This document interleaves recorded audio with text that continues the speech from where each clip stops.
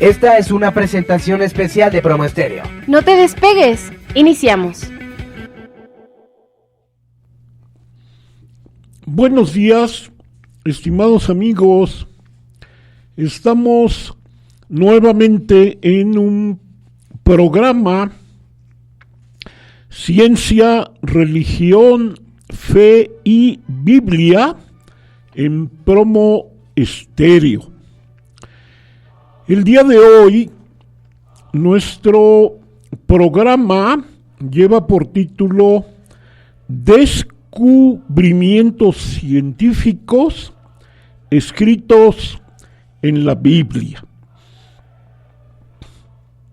La ciencia ha aumentado durante los últimos 2 siglos en forma muy avanzada. Muchas gentes dicen o han dicho que la ciencia contradice a la Biblia. La realidad es que personas que han interpretado equivocadamente la Biblia son las que han tenido problema con la ciencia, pero yendo directamente a lo que la Biblia dice, queremos el día de hoy que ustedes conozcan hechos científicos que aparecen en la Biblia antes de que fueran descubiertos por la ciencia. Y de esta manera nos damos cuenta de que, como dice la Biblia, es un libro inspirado por Dios.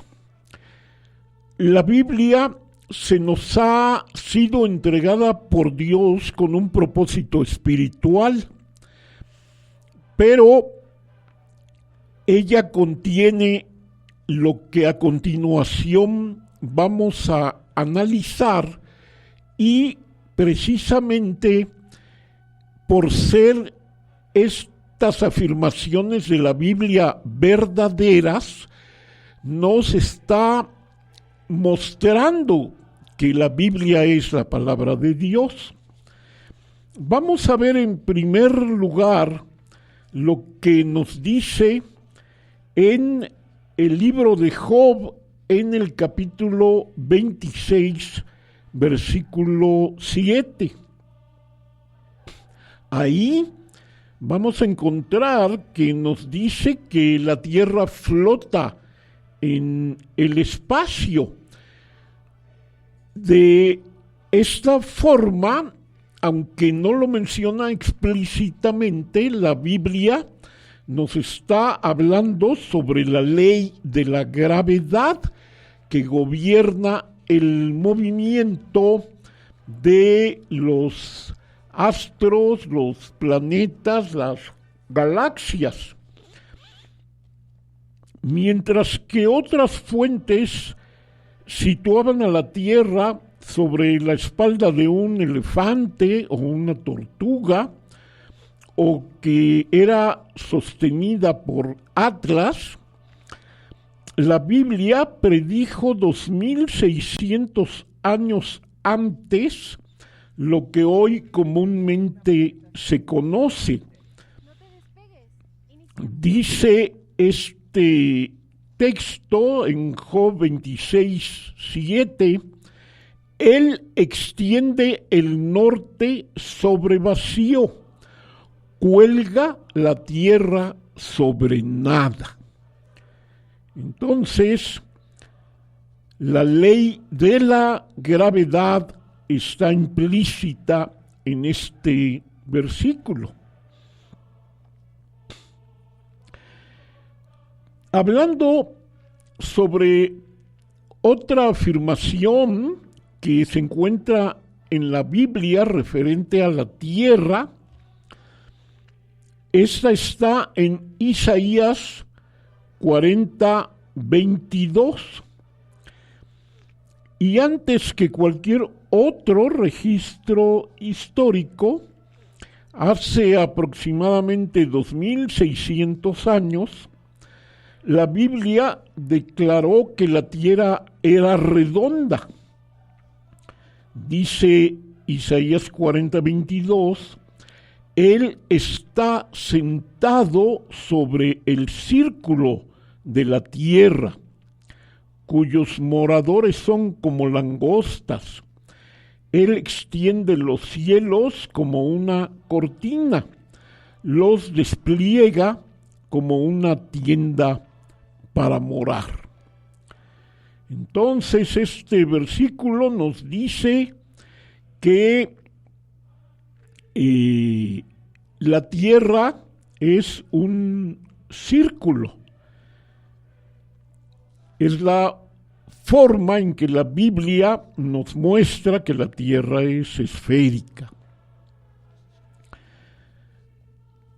Pasemos a el libro de los Hebreos, en su capítulo 11 y versículo 3.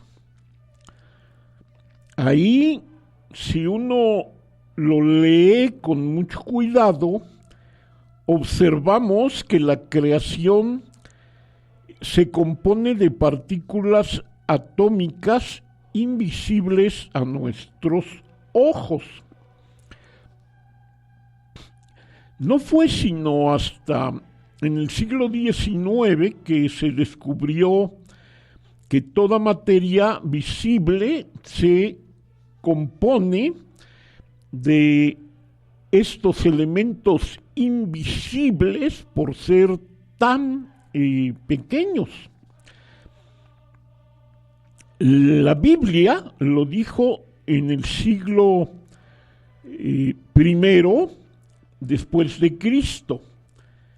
Ahí en Hebreos 11:3 dice, por la fe entendemos haber sido constituido el universo por la palabra de Dios, de modo que lo que se ve fue hecho de lo que no se veía. Pasando a otro aspecto, vemos que las dimensiones exactas para la estabilidad de los buques aparece en el Génesis capítulo 6, versículo 15. Esta es la ocasión en que Dios le dijo a Noé que construyera un arca que iba a flotar sobre las aguas. Los constructores de barcos saben bien que para que una nave flote se necesita que lo largo sea 6 veces su ancho. Estas medidas que Dios dio a Noé fueron dadas hace aproximadamente 4.500 años. Dice así el Génesis 6:15, y de esta manera la harás de 300 codos la longitud del arca, de 50 codos su anchura y de 30 codos su altura.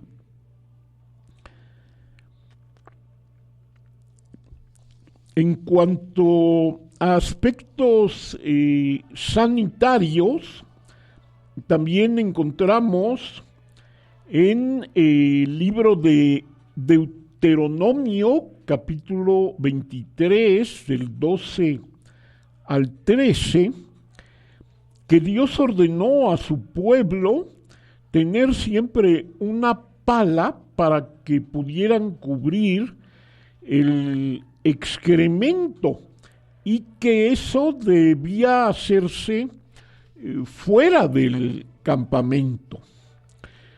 El registro histórico sobre la Primera Guerra Mundial indica que muchos soldados murieron por infecciones a falta de aislar los desechos humanos. ¿Qué nos dice la Biblia? Ahí en Deuteronomio: tendrás un lugar fuera del campamento a donde salgas. Tendrás también entre tus armas una estaca, y cuando estuvieres allí afuera, cavarás con ella, y luego al volverte cubrirás tu excremento.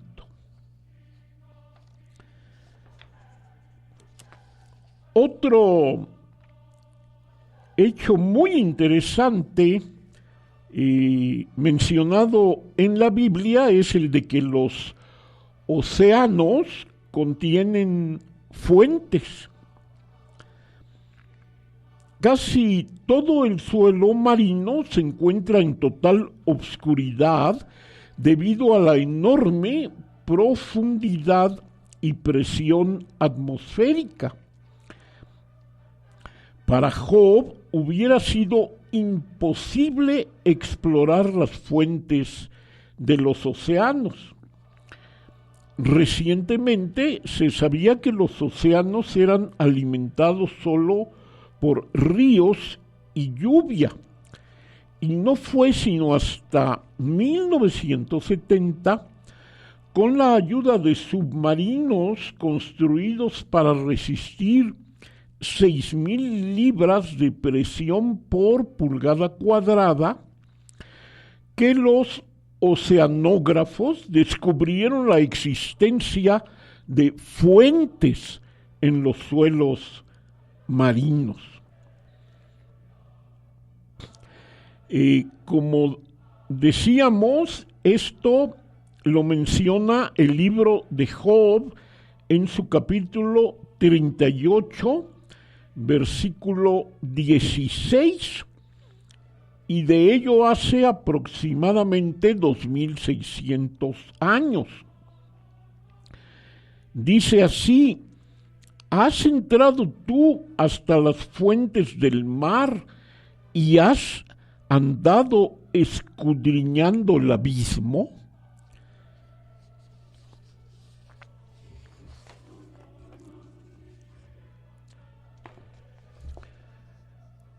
Respecto a la forma o contenido de nuestro cuerpo, en el libro de Génesis nos dice la Biblia a través de Moisés, aproximadamente en el año 1450 antes de Cristo, que el cuerpo humano fue formado del polvo de la tierra. Dice en Génesis 2:7: entonces Jehová Dios formó al hombre del polvo de la tierra y sopló en su nariz aliento de vida, y fue el hombre un ser viviente. Y el mismo libro de Génesis, en su capítulo 3, versículo 19, dice: con el sudor de tu frente comerás el pan hasta que vuelvas a la tierra, porque de ella fuiste tomado, pues polvo eres, y al polvo volverás. Los científicos han descubierto que el cuerpo humano se compone de 28 elementos. Todos ellos los podemos encontrar en la tierra.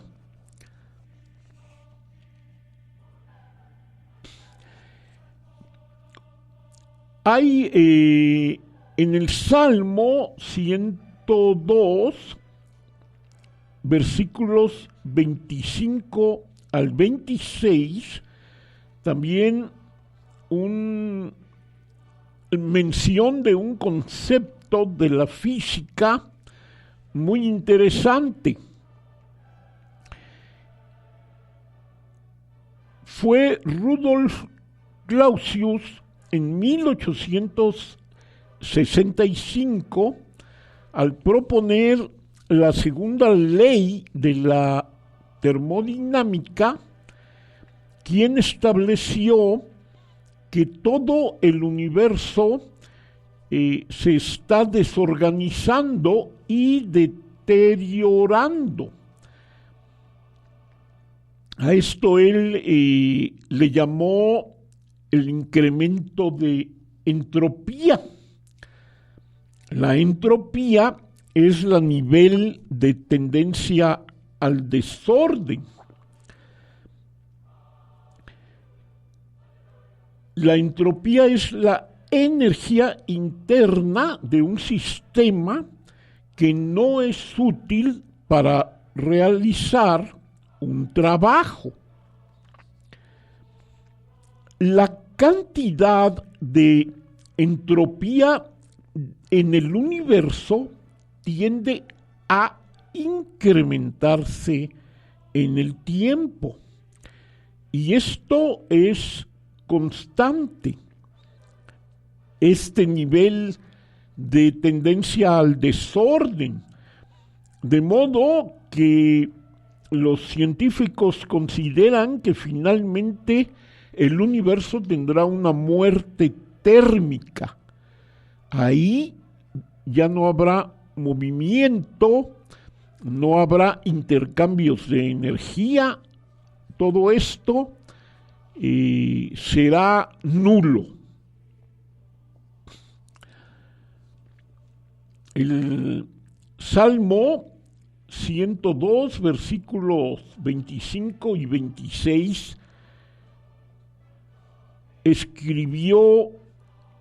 está escrito así: desde el principio tú fundaste la tierra y los cielos son obra de tus manos. Ellos perecerán, mas tú permanecerás, y todos ellos como una vestidura se envejecerán, como un vestido los mudarás y serán mudados. Entonces es muy claro el que dice: todos ellos como una vestidura se envejecerán.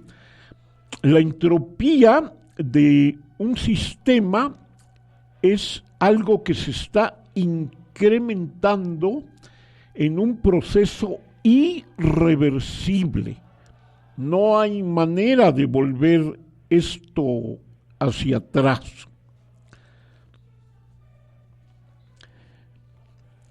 Posteriormente, en el siglo I, también el rabino Saulo de Tarso, ya convertido a Jesucristo,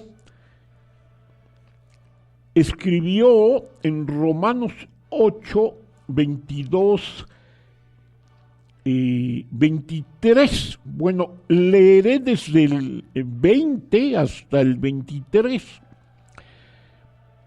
Y dice: porque la creación fue sujetada a vanidad, no por su propia voluntad, sino por causa del que la sujetó en esperanza. Porque también la creación misma será libertada de la esclavitud de corrupción, o sea, el aumento de entropía, a la libertad gloriosa de los hijos de Dios. Porque sabemos que toda la creación gime a una, y a una está con dolores de parto hasta ahora. Y no solo ella, sino que también nosotros mismos, que tenemos las primicias del Espíritu, nosotros también gemimos dentro de nosotros mismos, esperando la adopción, la redención de nuestro cuerpo. Aquí entonces el apóstol Pablo está también hablando de esa esclavitud de corrupción que hay en la creación y fue esto en el siglo I de la era cristiana.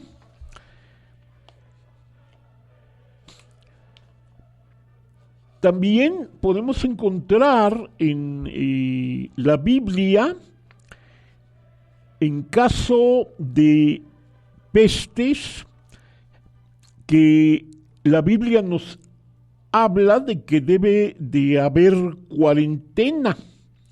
En Levítico 13:46 dice: todo el tiempo que la llaga estuviere en él será inmundo, estará impuro y habitará solo.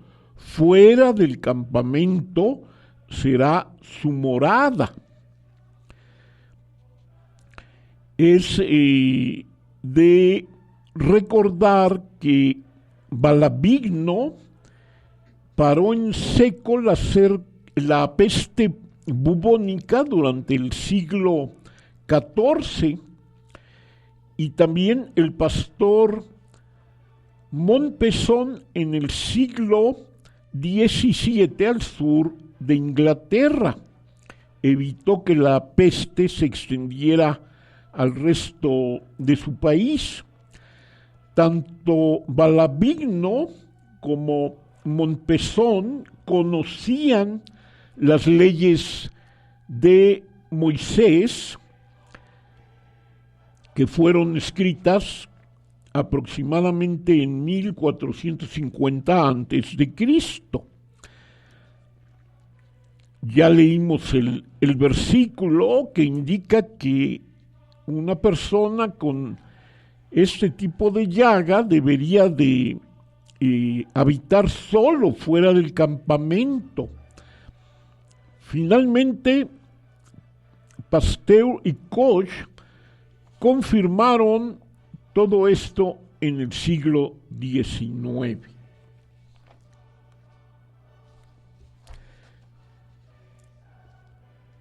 Hay también en el libro de Levítico otro versículo que nos habla acerca de que cuando una persona está enferma de flujo, es importante lavarse en aguas corrientes. Por muchos siglos las personas se lavaban en aguas estancadas, pero ¿qué dice Levítico 15:13? Cuando haya sanado de su flujo, el que tiene flujo contará 7 días para su purificación y lavará sus vestidos y lavará su cuerpo en aguas vivas y será limpio. Bueno, hemos mencionado bastantes versículos de la Biblia que contienen estos hechos o descubrimientos de la ciencia y que, como decíamos, nos dan la razón al decir que la Biblia es inspirada por Dios. Continuaremos en un momento.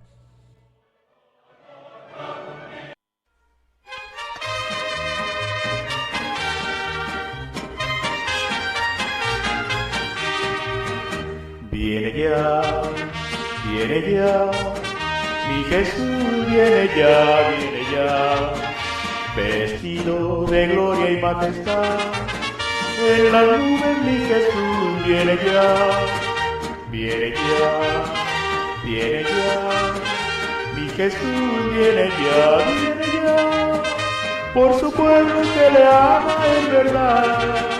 En las nubes mi Jesús viene ya, oh proclama con alegría, Él viene en gloria.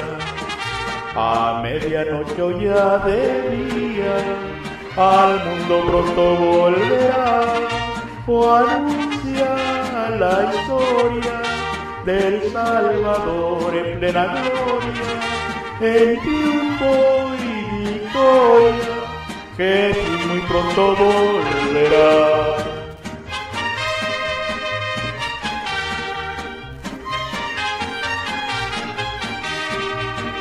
Oh, dad al Rey la bienvenida, Él viene en gloria. Espérale con luz prendida, Jesús en gloria reinará.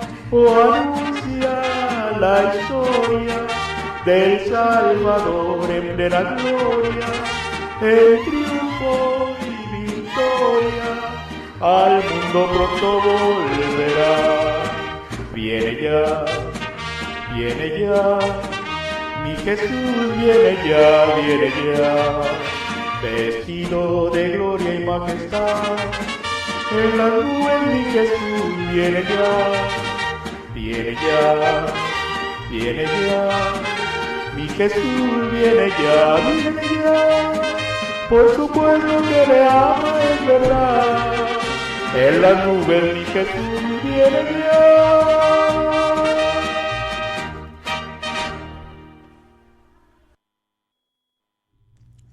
Continuamos con nuestro programa y dado que la conclusión que hemos tenido es de que la Biblia es inspirada por Dios, es importante que consideremos qué es lo que la Biblia nos está dando para estos días.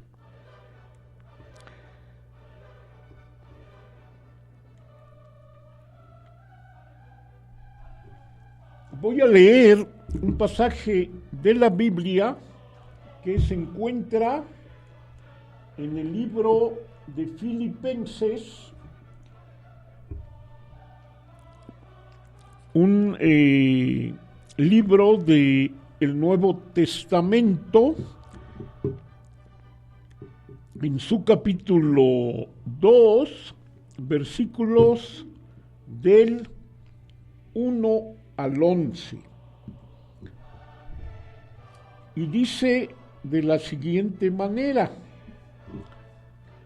por tanto, si hay alguna consolación en Cristo, si algún consuelo de amor, si alguna comunión del Espíritu, si algún efecto entrañable, si alguna misericordia, completad mi gozo, sintiendo lo mismo, teniendo el mismo amor, unánimes, sintiendo una misma cosa. Nada hagáis por contienda o por vanagloria, antes bien con humildad, estimando cada uno a los demás como superiores a él mismo, no mirando cada uno por lo suyo propio, sino cada cual también por lo de otros. Haya pues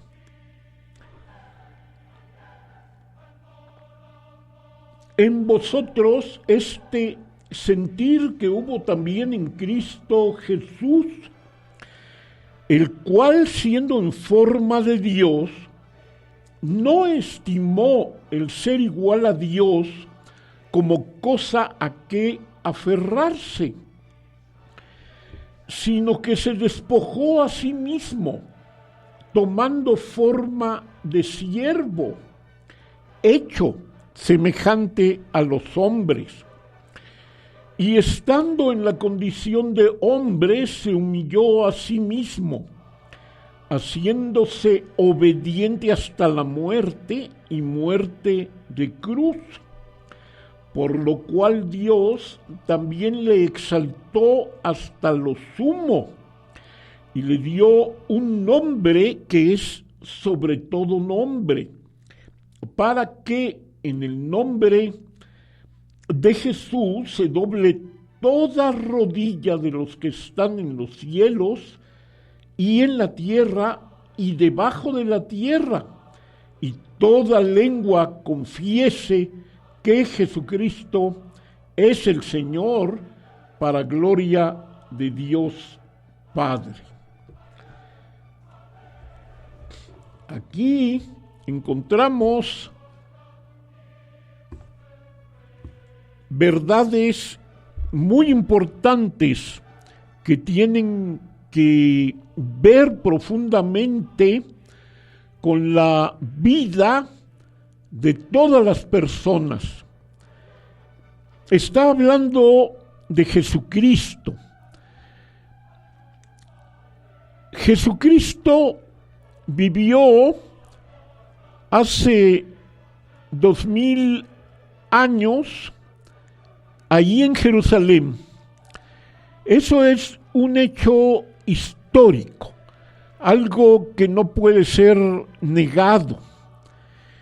Y dice aquí esta palabra que estando él en la condición de hombre, se humilló a sí mismo, haciéndose obediente hasta la muerte y muerte de cruz. Jesucristo, siendo Dios, porque así lo dice inicialmente, no estimó el ser igual a Dios como cosa a que aferrarse, sino que se despojó a sí mismo, tomando forma de siervo, hecho semejante a los hombres. Entonces, siendo él Dios, se despojó, se humilló, tomó forma de siervo, tomó condición de hombre. Y no solo eso, sino que fue obediente hasta la muerte. Esa muerte infame en la cruz, que era necesaria para cumplir con la justicia requerida por Dios. La palabra de Dios nos dice que todos nosotros somos pecadores, que ninguno ha buscado agradar a Dios, sino que cada uno ha tomado su propio camino. Esta es la realidad del hombre, de la humanidad. El castigo, dice la Biblia, de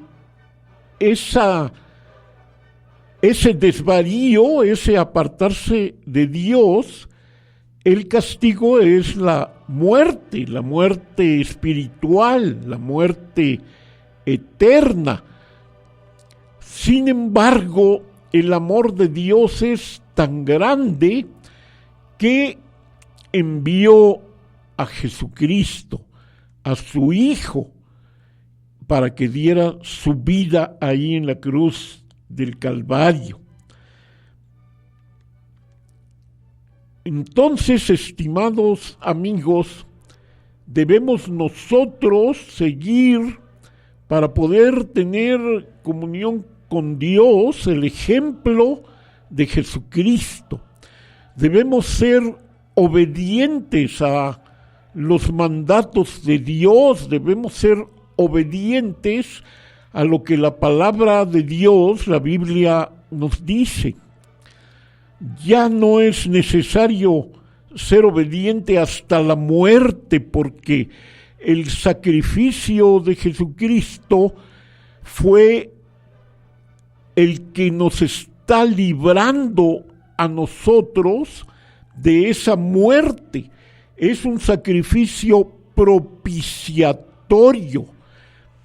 Lo que debemos nosotros de hacer entonces es escuchar el mensaje maravilloso de Jesucristo, escuchar lo que Él nos está diciendo para que podamos volver a la comunión con el Padre. Y en Mateo 4:17 dice: arrepentíos, porque el reino de los cielos se ha acercado. Esto lo decía Jesucristo precisamente porque Él vino, porque estaba aquí en medio de los hombres y porque sabía que iba a entregar su vida en la cruz. Entonces, de esa manera, el reino de los cielos se estaba acercando, pero Él dice: arrepentíos.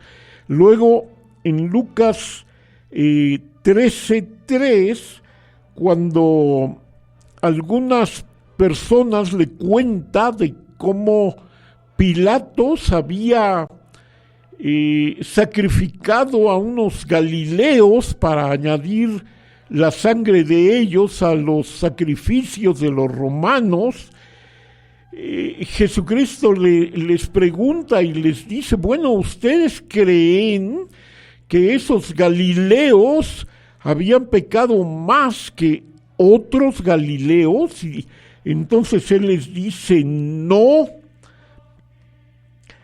de ninguna manera. Os digo, antes, si no os arrepentís, todos pereceréis igualmente. Este versículo de Lucas 13:3 lo repite nuevamente el Señor Jesucristo en Lucas 13:5. Antes, si no os arrepentís, todos pereceréis igualmente. Entonces es necesario que nosotros nos arrepintamos de llevar una vida en la que no tenemos en cuenta los deseos, los mandamientos de Dios, y una vida en la que por seguir nuestro propio pensamiento, nuestro propio instinto, hemos pecado contra Dios. Debemos entonces buscar el acercarnos a Dios. Una vez arrepentidos, la palabra de Dios nos dice: porque de tal manera amó Dios al mundo, que ha dado a su Hijo unigénito, para que todo aquel que en Él cree no se pierda, sino que tenga vida eterna.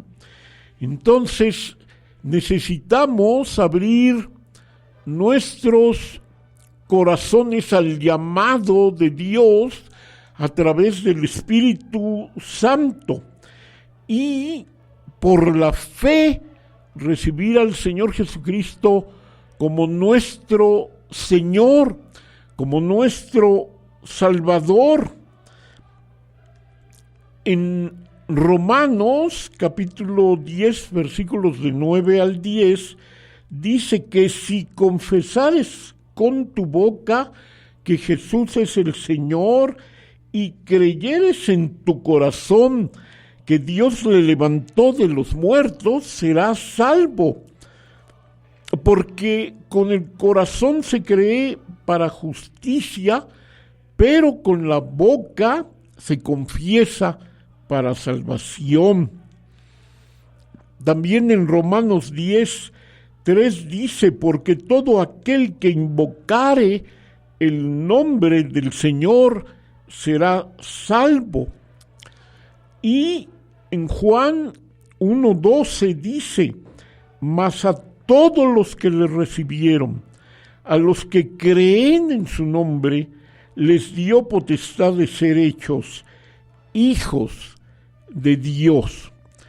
Entonces, estamos invitándote para que tú te acerques el día de hoy al Señor Jesucristo, reconociendo que has pecado contra Él con un corazón arrepentido y con fe para recibirle como tu Señor y Salvador. Estimados amigos, yo les invito para que seamos obedientes.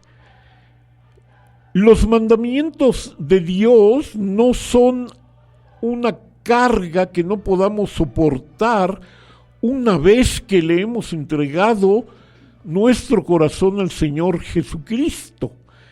Él muy claramente, cuando se le preguntó acerca del más grande mandamiento, dijo: amarás al Señor tu Dios con todo tu corazón, con toda tu mente, con todas tus fuerzas.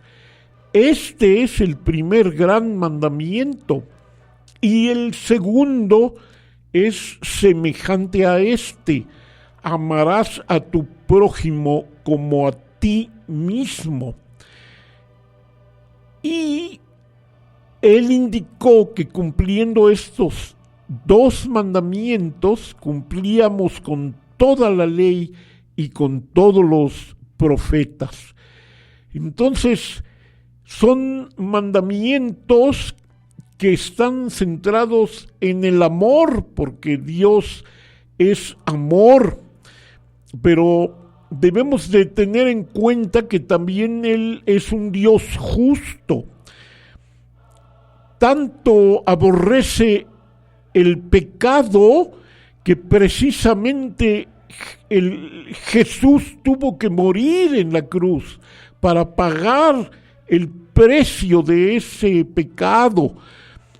Dios es un Dios santo y necesita y requiere que aquellos que le busquemos también seamos santos, apartados, cumpliendo estos dos mandamientos con todo el corazón.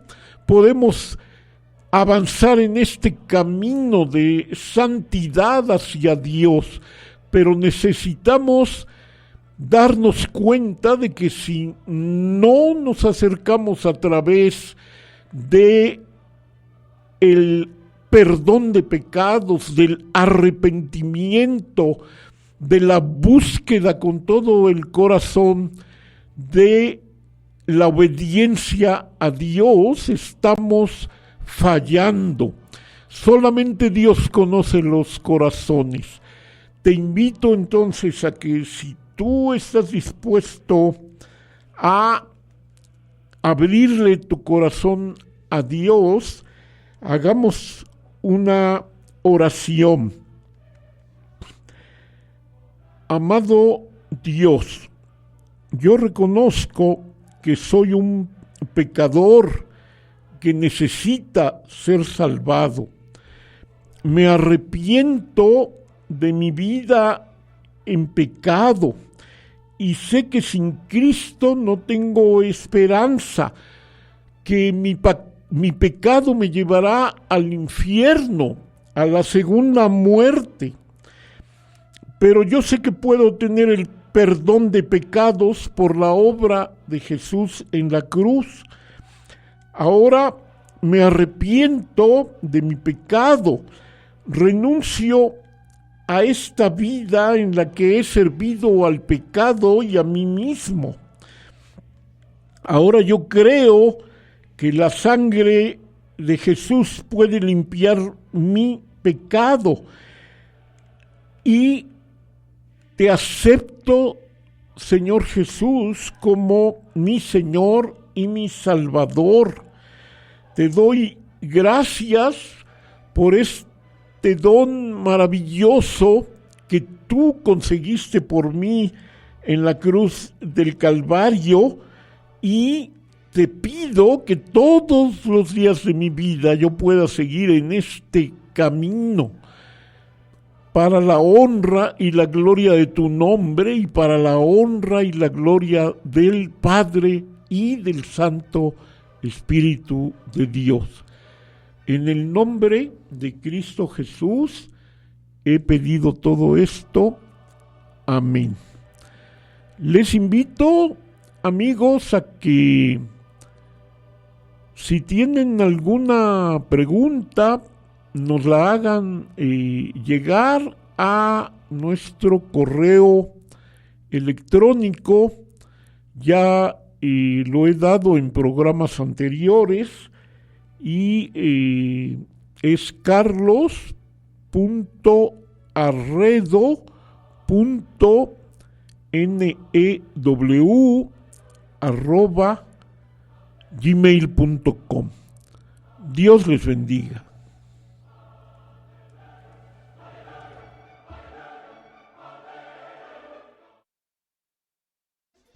Espéranos la próxima semana. Escúchanos por Promo Estéreo, donde la estrella eres tú.